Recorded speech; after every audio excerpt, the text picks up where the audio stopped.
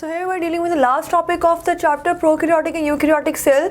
Prokaryotic और eukaryotic cell का जो डिफरेंस है ये इंपॉर्टेंट है for from paper point of view as well, long question में आ सकता है।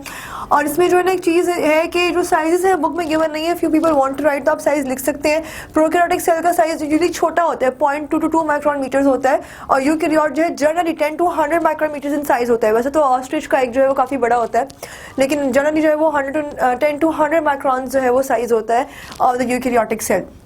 उसके बाद डिफरेंसेस जो है वो बहुत सिंपल है और बहुत जो है वो इलस्ट्रेटेड भी है। प्रोकैरियोटिक सेल में जो है हमारे पास मेम्ब्रेन बाउंडेड ऑर्गेनेल्स नहीं होते, तो you can say that no membrane bounded organelles.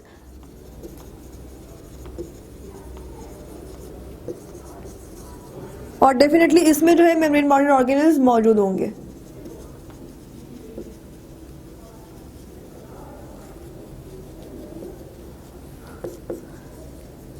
फिर हम बात करते हैं न्यूक्लियस की। तो न्यूक्लियस जो है in the case of prokaryotic cell no nucleus is present, no nucleus is present.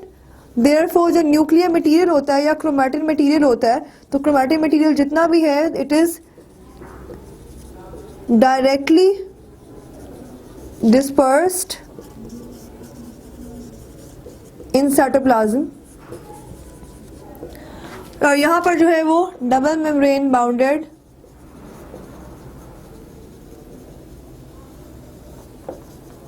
Nucleus जो है वो मौजूद होता है।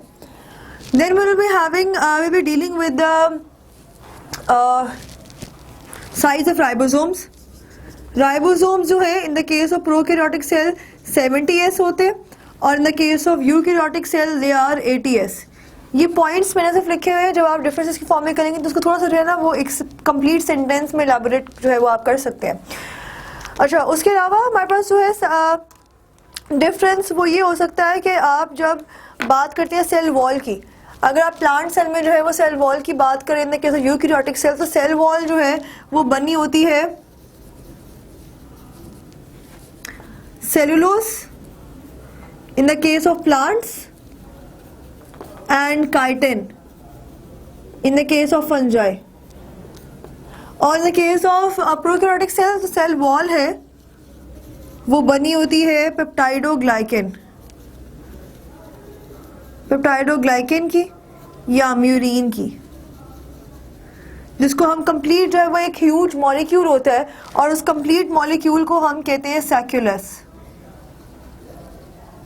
तो ये आपका शॉर्ट क्वेश्चन भी है, व्हाट इज सैक्यूलस। फिर आपको जो है अच्छा इस पूरे के पूरे क्वेश्चन में ना आपने लास्ट में दोनों की डायग्राम्स बना देनी है। लाइक प्रोकैरियोटिक सेल में जो है वो आप बैक्टीरियल सेल की डायग्राम बना सकते हैं which is present on the page number 64 और इसी टॉपिक में। और यूकैरियोटिक सेल में जो है वो आपके पास चैप्टर के स्टार्ट में प्लांट सेल या एनिमल सेल की डायग्राम है, उसमें से आप कोई भी बना सकते हैं। बेहतर हो कि अगर आप एनिमल सेल की डायग्राम बनाएं that will be better as well. तो यहाँ तक जो है हमारा चैप्टर जो है दैट इज़ कम्प्लीट, और इसके बाद जो है हम एक्सरसाइज डिस्कस करेंगे।